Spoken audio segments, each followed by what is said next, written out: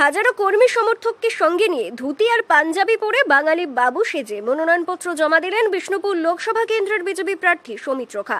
সোমবার সকালে বাঁকুড়া শহর সংলগ্ন ইক্তেশ্বর মন্দিরে পুজো দিয়ে শহরের তামলিবাদ বাস স্ট্যান্ড থেকে মিছিল করে জেলা শাসকের দপ্তরে পৌঁছন তিনি।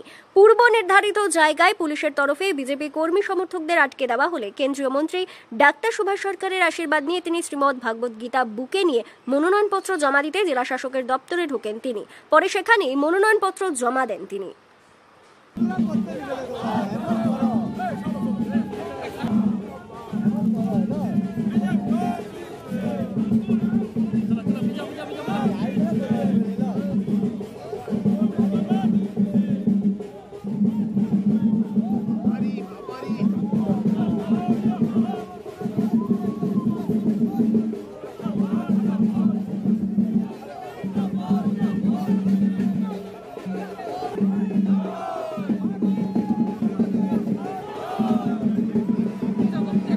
এদিন বিজেপি প্রার্থী সৌমিত্র খা বলেন, সত্যের জয় হবে। তার নির্বাচনী এলাকায় যেভাবে কেন্দ্রীয় প্রকল্পের কাজ হয়েছে তা আগে কখনো হয়নি, আর তাই মানুষের আশীর্বাদ তার উপরেই থাকবে। একজন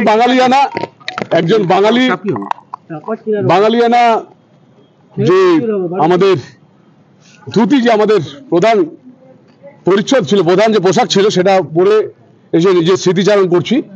আর গীতা হচ্ছে সত্যের জয়ের সাথে সবসময় আছে। যে কোনো যুদ্ধই হোক, গীতা সবসময় বলে যে সত্যের সাথে। তাই আমাদের ভারতীয় জনতা পার্টি সত্যের সাথে ভারতবর্ষের কাজ করে চলেছেন, আমাদের দেশের প্রধানমন্ত্রী সত্যের সাথে কাজ করে চলেছেন। তাই গীতাকে প্রণাম করে আজকে নমিনেশন করতে এসেছি আমরা। নিশ্চিতভাবে জীবন বড় বৈচিত্র্য, জীবনকে এগিয়ে নিয়ে যাওয়া কাজ।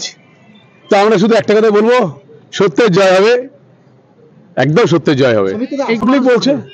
পাবলিক বলছে 10খানা কাজ হয়েছে সেন্ট্রাল গভর্নমেন্টের। মোশাগ্রাম জয়নিং, রাজা বিরামবীর রেল ব্রিজ, বিষ্ণুপুর জয়রামবাটি রেলপথ 200 কোটি টাকা স্যাংশন, বিষ্ণুপুরে সাড়েশ্বর মন্দির, লিফট, এসকালেটার থেকে শুরু করে বড় বড় রোড, নতুন হাইওয়ে, সব জায়গায় কাজ হয়েছে। 10টা সেন্ট্রাল গভর্নমেন্টের কাজ হয়েছে এবং 17 কোটি টাকা আমার সাংসদ তহবিল দিয়ে কাজ হয়েছে। মানুষের সঙ্গে দেখেছি, তাই আশাবাদী। ব্যুরো রিপোর্ট, দক্ষিণ বাঁকুড়া দর্পণ, বাঁকুড়া।